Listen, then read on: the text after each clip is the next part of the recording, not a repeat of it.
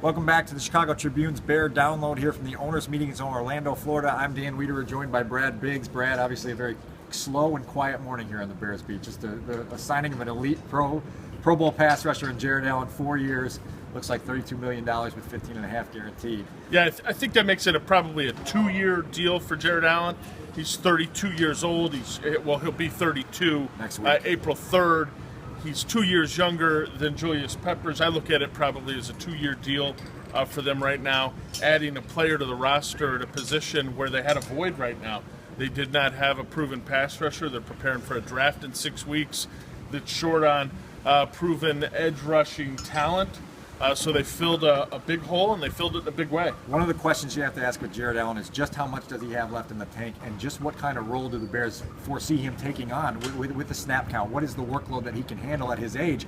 We would have liked to ask those questions today of Mark Trestman and Phil Emery. Neither one of them has been able to be found since this news broke about 8 o'clock this morning. Yeah, you know, the interesting thing about Jared Allen is the questions that you had about Julius Peppers, who I think can make a big impact for the Packers, were about his motor at times and about the effort you got on occasion. That's never been a question for Jared Allen. Every snap you're getting maximum effort from that guy. What you do question, I think, from time to time is his ability to play the run, maybe his interest to play the run at times, but he is getting after the quarterback, and they're paying him to get after the quarterback, and they already made a big splash signing in free agency with Lamar Houston, another defensive end who plays the run extremely well.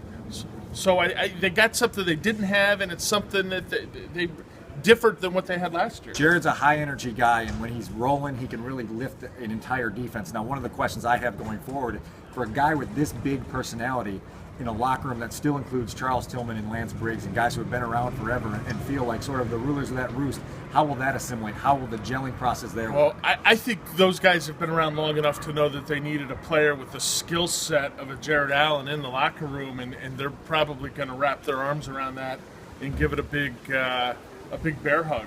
You know, this is a big move for Phil Emery. It makes it clear the Bears are going for it this year. And I'm interested to see how it plays out. Lamar Houston goes to left end, probably in my mind, maybe a little bit of tackle. Willie Young becomes a guy that can play both spots now, and they're hoping he develops as well. And you're able to tap into Lamar Houston's versatility a little bit more now that you have a guy that you can throw on that right end and turn loose. Yeah, absolutely, absolutely. And Houston can play inside too, but I think his preference is to play at the end position, and he's an ideal left end. The Bears' official introduction to Jared Allen will come Monday at Hallis Hall. We'll have more coverage of both Jared Allen's signing and the rest of the things that went on here at the owners' meetings with the Bears. Stick with us here at ChicagoTribune.com through the rest of the week.